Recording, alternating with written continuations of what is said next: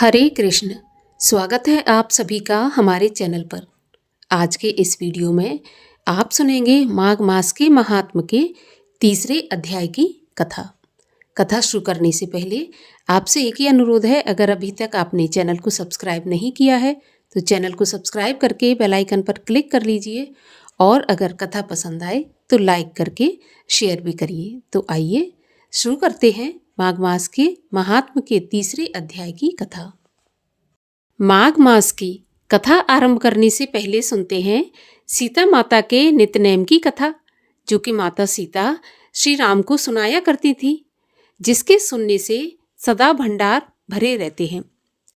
एक दिन भगवान श्री राम को किसी काम के लिए बाहर जाना पड़ गया, तो माता सीता कहने लगी कि भगवान, मेरा तो 12 वर्ष का नित्यनेम है, अब आप बाहर जाएंगे तो मैं अपनी कहानी किसे सुनाऊंगी। तब भगवान श्री राम ने कहा कि तुम कुएं की पाल पर जाकर बैठ जाना और वहां जो औरतें पानी भरने आएंगी उन्हें अपनी कहानी सुना देना। सीता माता कुएं की पाल पर जाकर बैठ गई। तब एक स्त्री आई। उसने रेशम की जरी की साड़ी पहन रखी थी और सोने का घड़ा ले रखा था। माता सीता उसे देखकर कहने लगी, बहन, मेरा 12 वर्ष का नित्यनेम सुन लो। तब वह स्त्री बोली कि मैं तुम्हारा नित्यनेम सुनूंगी तो मुझे घर जाने में देर हो जाएगी और मेरी सास मुझसे लड़ाई करेगी। तो ऐसा कहकर उसने कहानी नहीं सुनी और वह घर चली गई। उसकी रेशम जरी की साड़ी फट गई और सोने का घड़ा मिट्टी के घड़े में बदल गया। जब सास ने देखा तो पूछा कि ये किसका दोष अपने सिर लेकर आ गई है। तो बहू ने कहा कि कुएं पर एक औरत बैठी थी, उसने कहानी सुनने के लिए कहा, लेकिन मैंने कहानी नहीं सुनी और उसी की वजह से मेरा ये हाल हो गया। बहू की बात सुनकर अगले दिन वही साड़ी और घड़ा लेकर सास कुएं की पाल पर गई। सास को वहीं पर माता सीता बैठी मिली, तो माता सीता ने कहा कि बहन, मेरी नित्यनेम की कहानी सुन लीजिए। तो सास बोली कि तुम एक बार की तो छोड़ो, मैं तो 4 बार कहानी सुन लूंगी। तो माता सीता उसको कहानी सुनाने लगी। राम आए, लक्ष्मण आए, देश के पुजारी आए, नित नेम का नेम लाए, आओ राम बैठो राम, तपी रसोई जियो राम, माखन मिश्री खाओ राम, दूध बताशा पियो राम, सूत के पलका पोंठो राम, शाल दुशाला पोठो राम, शाल दुशाला ओढ़ो राम, जब बोलूं जब राम ही राम, राम सवारे सबके काम, खाली घर भंडार भरेंगे, सबका बेड़ा पार करेंगे, श्री राम जय जय राम। सास बोली कि बहन, कहानी तो बहुत अच्छी लगी। कहानी सुनकर सास घर चली गई और उसकी साड़ी फिर से रेशम जरी की बन गई। मिट्टी का घड़ा फिर से सोने के घड़े में बदल गया। बहू कहने लगी, सासू माँ, आपने ये सब कैसे किया? तो सास ने कहा कि बहू, तू दोष लगा के आई थी और मैं उस दोष को उतार कर आ रही हूँ। बहू ने फिर पूछा कि वह कुएं वाली स्त्री कौन है? तो सास बोली, वे सीता माता हैं। वे पुराने से नया कर देती हैं, खाली घर में भंडार भर देती हैं, वह लक्ष्मी जी का वास घर में कर देती हैं, आदमी की जो भी इच्छा हो उसे पूरा कर देती हैं। तो बहू बोली कि ऐसी कहानी मुझे भी सुना दो। तो सास बोली, ठीक है, तुम भी सुनो। और सास ने कहानी कहना शुरू कर दिया। राम आए, लक्ष्मण आए, देश के पुजारी आए, नित नेम का नेम लाए, आओ राम बैठो राम, तपी रसोई जियो राम, माखन मिश्री खाओ राम, दूध बताशा पियो राम, सूत के पलका मोठो राम, शाल दुशाला पोठो राम, शाल दुशाला ओढ़ो राम, जब बोलूं जब राम ही राम, राम सवारे सबके काम, खाली घर भंडार भरेंगे, सबका बेड़ा पार करेंगे, श्री राम जय जय राम। कहानी सुनकर बहू बोली कि कहानी तो बहुत अच्छी है। सास ने कहा कि ठीक है, इस कहानी को रोज कहा करेंगे। अब सास बहू रोज सवेरे उठती, नहाती धोती और पूजा करने के बाद नित्यनेम की सीता जी की कहानी कहती। एक दिन उनके यहाँ एक पड़ोस की औरत आई और बोली कि बहन, जरा सी आँच देना। तो वह बोली कि आँच तो अभी हमने जलाई नहीं। तो पड़ोसन ने कहा कि तो फिर तुम सुबह 4 बजे से उठकर क्या कर रही हो? तो उन्होंने कहा, सुबह उठकर हम पूजा करते हैं, फिर सीता माता की नित्यनेम की कहानी कहते हैं। पड़ोसन ने उनकी बात सुनकर फिर कहा कि सीता माता की कहानी कहने से तुम्हें क्या मिला? तो वे बोली, इनकी कहानी कहने से घर में भंडार भर जाते हैं, सारे काम सिद्ध होते हैं, मन की इच्छा भी पूरी होती है। तो पड़ोसन कहती है कि बहन, ऐसी कहानी मुझे भी सुना दो। वह बोली, ठीक है, तुम भी ये कहानी सुन लो। राम आए लक्ष्मण आए, देश के पुजारी आए, नित नेम का नेम लाए, आओ राम बैठो राम। इस प्रकार से सारी कहानी उस सास ने पड़ोसन को सुना दी। सारी कहानी सुनने के बाद पड़ोसन कहने लगी, बहन, कहानी तो मुझे बहुत अच्छी लगी। अब वह पड़ोसन भी नित नेम सीता माता की कहानी कहने लगी। कहानी कहने से सीता माता ने पड़ोसन के भी भंडार भर दिए। अब तो पूरे मोहल्ले में नितनेम की कथा चल पड़ी। हर किसी की मनोकामना पूरी होने लगी। हे सीता माता, जैसे आपने उनके भंडार भरे हैं, वैसे ही आप हमारे भी भंडार भरना। कहानी सुनने वाले के और कहने वाले के भी भंडार हमेशा भरे रखना। बोलिए सीता माता की जय। और आइए अब सुनते हैं माघ मास के महात्म के तीसरे अध्याय की कथा, जिसमें मुनि वशिष्ठ राजा दिलीप को मणि पर्वत के विस्तार के बारे में बताते हैं। राजा बोले, हे भगवान, सब सिद्धियों का निवास स्थल तथा अनेक आश्चर्यकारी बातों से यह पर्वत कितना ऊंचा और कितना लंबा चौड़ा है, सो कहिए। ऋषि बोले, ये पर्वत 36 योजन ऊंचा है, इसकी चोटी 10 योजन चौड़ी है और जड़ भी 16 योजन चौड़ा है, जो हरिचंदन, आम, मंदार, देवदारू, सरल तथा अर्जुन के वृक्षों से सुशोभित है। काल, अगरू, लवंग के वृक्षों से तथा लता ग्रहों से और कुंजों से शोभायमान है, जो सदा फल फूलों से परिपूर्ण रहता है। दुर्भिक्ष से पीड़ित भृगुजी इस सुंदर पर्वत की छटा को देखकर प्रसन्न चित्त हो वहीं रहकर कंदराओं, वन और उपवनों में बहुत दिनों तक तप करते रहे। हे राजन, एक दिन उस पर्वत पर से विद्याधर एक स्त्री पुरुष का जोड़ा उतरकर भृगु ऋषि के आश्रम में आया।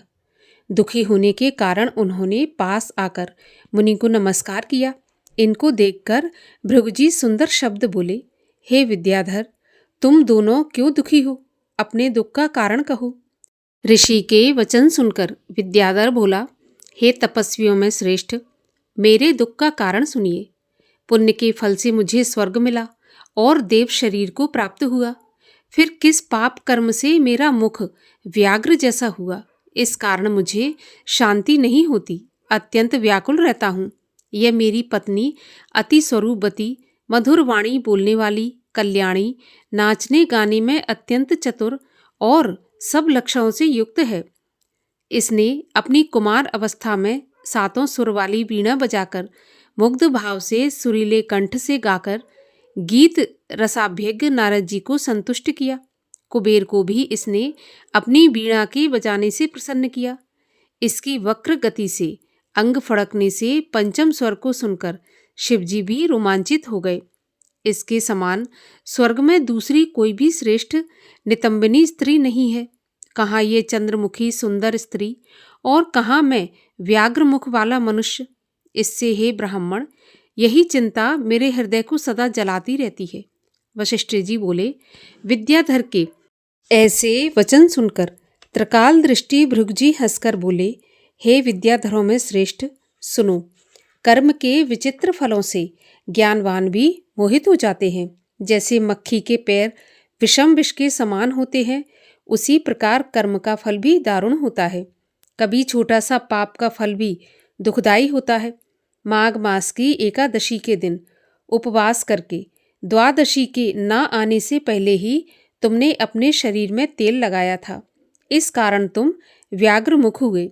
स्वच्छ एकादशी के दिन उपवास करके द्वादशी को तेल सेवन करने से प्राचीन समय में राजा पुरूरवा को भी कुरूप शरीर मिला था, जिसे देखकर वह बहुत दुखी हुआ और हिमालय पर्वत पर देव सरोवर के किनारे पर गया।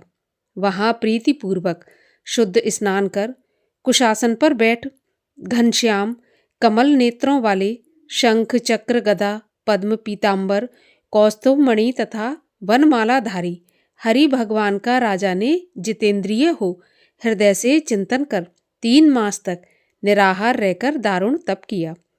7 जन्मों के तप के बराबर भगवान विष्णु राजा के थोड़े ही चिंतन से प्रसन्न हो गए।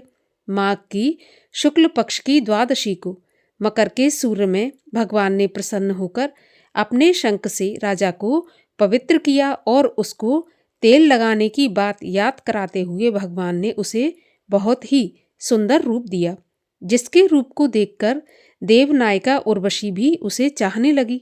इस प्रकार वर पाकर राजा अपने पुर को चला गया। हे विद्याधर, इस तरह की कर्म गति को जानकर तुम दुखी क्यों होते हो? यदि तुम इस दैत्य रूपी कुरूपता को छुड़ाना चाहते हो तो पुराने पापों को नष्ट करने वाली मणिकूट नदी के पवित्र जल में माघ मास में स्नान करो, जहाँ ऋषि, सिद्ध देवता इत्यादि निवास करते हैं। मैं तुमको इसकी विधि बताता हूँ। तुम्हारे भाग्य से माघ मास आज से 5वें दिन आएगा। पौष माह की शुक्ल पक्ष की एकादशी से लेकर माघ शुक्ल की एकादशी तक 1 महीना पृथ्वी पर शयन करो और निराहार रहकर त्रिकाल स्नान करो। सब प्रकार के भोगों का त्याग करके और जितेंद्रिय रहकर तीनों समय विष्णु भगवान का पूजन करने से तुम सभी पापों से छूट जाओगे। द्वादशी के दिन स्नान करने से पवित्र होने पर मैं द्वादशी के शुभ दिन में आकर अपने तपोबल से तुम्हारा मुख कामदेव के समान सुंदर कर दूंगा। हे विद्याधर, अब तुम इस वर वर्णिनी के साथ सुखपूर्वक क्रीड़ा करो। माघ मास के प्रभाव को जानकर सदा माघ स्नान करो। हे राजेंद्र, इस तरह सर्वज्ञ महात्मा भृगु ने विद्याधर को एक गाथा फिर और सुनाई। माघ मास में स्नान से विपत्ति तथा पापों का क्षय होता है, जो सब यज्ञों से अधिक है और सब तरह के दान के फल को देता है। हे विद्याधर, यज्ञों के योगों से, तीव्र तप से माघ मास अधिक गरजता है। पुष्कर, कुरुक्षेत्र, ब्रह्मावर्त, पृथुदक, काशी, प्रयाग तथा गंगा सागर आदि के संगम स्थानों में जो फल 10 वर्ष तक नियम धारण करने से मिलता है, वही फल माघ मास में 3 दिन स्नान कर लेने से निसंशय मिल जाता है। जो चिरकाल तक स्वर्ग में रहना चाहें, वे मकर के सूर्य में कहीं भी जल में स्नान करें।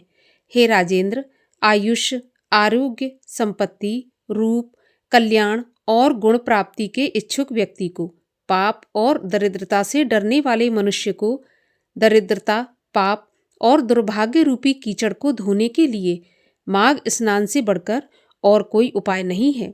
माघ स्नान चाहे श्रद्धा अथवा अश्रद्धा से कैसे भी किया जाए, पूरा फल देता है। बिना कामना के या कामना से जहाँ कहीं भी घर के बाहर जल में माघ स्नान करने वाला इस लोक और परलोक में दुखी नहीं होता। महीने के दोनों पक्षों में चंद्रमा के घटने और बढ़ने की तरह पाप नष्ट हो जाते हैं और पुण्य बढ़ते जाते हैं। खान में अनेकों प्रकार के रत्न पैदा होने की तरह पुत्र, पौत्र और संपत्तियां बढ़ती हैं। जैसे कामधेनु समस्त कामनाओं को और चिंतामणि सब चिंतित फलों को देता है, उसी प्रकार से माघ स्नान सब मनोरथों को अवश्य पूर्ण करता है। जैसे सतयुग में तप करने से, त्रेता में यज्ञ करने से जो पूर्ण फल प्राप्त होता है, वही फल द्वापर और कलयुग में माघ स्नान से प्राप्त होता है। हे भूपति, सभी वर्णों तथा सभी आश्रमों को माघ स्नान धर्म की धारा अवश्य बरसाता है। भृगु जी के वचन सुनकर विद्याधर ने उसी आश्रम में रहकर माघ महीने में उनके साथ पर्वत के झरने सरोवर में विधि पूर्वक अपनी स्त्री के साथ स्नान किया। भृगु जी की कृपा से विद्याधर देवमुख हो जाने से पत्नी सहित जब मणि पर्वत पर आनंद से रहने लगा, तब प्रसन्न चित्त होकर उस पर अनुग्रह करके भृगु जी विंध्य पर्वत पर आए और विद्याधर का मुख कामदेव के समान सुंदर करके और नियमों से छुटकारा पाकर विंध्य पर्वत से उतरकर अपने शिष्यों के साथ रेवा नदी के तट पर अपने आश्रम में आए। यह माघ महात्म संपूर्ण भुवनों का सार है। हे राजन, द्विजवर भृगु जी द्वारा विद्याधर को कहा गया, इस महात्म को जो नित्य सुनता है, उसको देवताओं के समान संपूर्ण कामनाएं प्राप्त होती हैं। इसी के साथ तीसरे अध्याय का समापन होता है। अगले अध्याय की कथा आप सुनेंगे कल के वीडियो में। और आइए आप सुनते हैं श्री कृष्ण चालीसा। बंशी शोभित कर मधुर, नील जलद तन श्याम, अरुण अधर जन बिंब फल, नयन कमल अभिराम। पूर्ण इंद्र अरविंद मुख, पीतांबर शुभ साज, जय मनमोहन मदन छवि, कृष्ण चंद्र महाराज। जय यदुनंदन जय जगवंदन, जय वसुदेव देव की नंदन, जय यशोदासुत नंद दुलारे, जय प्रभु भक्तन के दृग तारे। जय नट नागर नाग नथैया, कृष्ण कन्हैया धेनु चरैया। पुनि नख पर प्रभु गिरिवर धारो, आओ दीनन कष्ट निवारो। बंशी मधुर अधर धरि टेरी, होवै पूर्ण विनय यह मेरी। आओ हरि पुनि माखन चाखो, आज लाज भारत की राखो। गोल कपोल चिबुक अरुणारे, मृदु मुस्कान मोहनी डारे। रंजित राजीव नयन विशाला, मोर मुकुट बैजंती माला। कुंडल श्रवण पीत पट आछे, कट किंकणी काछिनी काछे। नील जलज सुंदर तनु सोहे, छब लख सुर नर मुनि मन मोहे। मस्तक तिलक अलक घुंघराले, आओ कृष्ण बांसुरी वाले। करे पै पान पूत नहीं तार्यो, अकबका कागा सुर मार्यो। मधुबन जलत अगिन जब ज्वाला, भय शीतल लख तहि नंद लाला। सुरपति जब ब्रज चढ़ो रिसाई, मूसर धार वार बरसाई। लगत लगत ब्रज चहन बहायो, गोवर्धन नख धार बचायो। लख यशोदामन भ्रम अधिकाई, मुख मह 14 भुवन दिखाई। दुष्ट कंस अति उधम मचायो, कोटि कमल जब फूल मंगायो। नाथ काल यहीं तब तुम लीने, चरण चिन्ह दे निर्भय कीने। करि गोपिन संग रास विलासा, सबकी पूरण करि अभिलाषा। केतिक महा असुर संहार्यो, कंसहि केस पकड़ दे मार्यो। मात पिता की बंदी छुड़ाई, उग्रसेन कहाँ राज दिलाई। महि से मृतक छहों सुत लाए, मातु देव की शोक मिटाए। भौमासुर मुर दैत्य संघारी, लाए 10 सहस कुमारी। दे भीमहि तृण चीर संघारा, जरासेंधु राक्षस कह मारा। असुर बकासुर आदिक मार्यो, भक्तन के तब कष्ट निवार्यो। दीन सुदामा के दुख टार्यो, तंदुल 3 मूठ मुख डारो। त्रैमिक साग विदुर घर मांगे, दुर्योधन के मेवा त्यागे। लखी प्रेम की महिमा भारी, ऐसे श्याम दीन हितकारी। मारथ के पारथ रथ हाके, लिए चक्र कर नहीं बल थाके। निज गीता के ज्ञान सुनाए, भक्तन हृदय सुधा बरसाए। मीरा थी ऐसी मत वाली, विष पी गई बजा कर ताली। राणा भेजा सांप पिटारी, शालग्राम बने बनवारी। निज माया तुम विधि दिखायो, उरते संशय सकल मिटायो। तब शत निंदा करी तत्काला, जीवन मुक्त भयो शिशुपाला। जबहि द्रौपदी टेर लगाई, दीनानाथ लाज अब जाई। तुरतहि वसन बने नंद लाला, बड़े चीर भय अर मुँह काला। अस अनाथ के नाथ कन्हैया, डूबत भंवर बचावत नैया। सुंदर दास आस उरधारी, दया दृष्ट की जय बनवारी। नाथ सकल मम कुमत निवारो, क्षमहु बेग अपराध हमारो। खोलो पट अब दर्शन दीजै, बोलो कृष्ण कन्हैया की जय। यह चालीसा कृष्ण का पाठ करे उरधार, अष्ट सिद्ध नवनिध फल लहै पदारथ चार। ओम जय श्री कृष्ण हरे, प्रभु जय श्री कृष्ण हरे। भक्तन के दुख सारे, पल में दूर करे। ओम जय श्री कृष्ण हरे।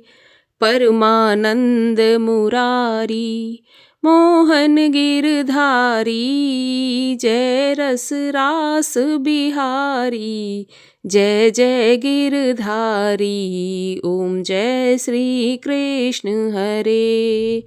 कर कंकन कटि सोहत, कानन में बाला। मोर मुकुट पीतांबर, सोहे वनमाला। ओम जय श्री कृष्ण हरे। दीन सुदामा तारे, दरिद्रों के दुख टारे। गज के फंद छुड़ाए, भवसागर तारे। ओम जय श्री कृष्ण हरे। हिरण्यकश्यप संहारे, नरसिंह रूप धरे।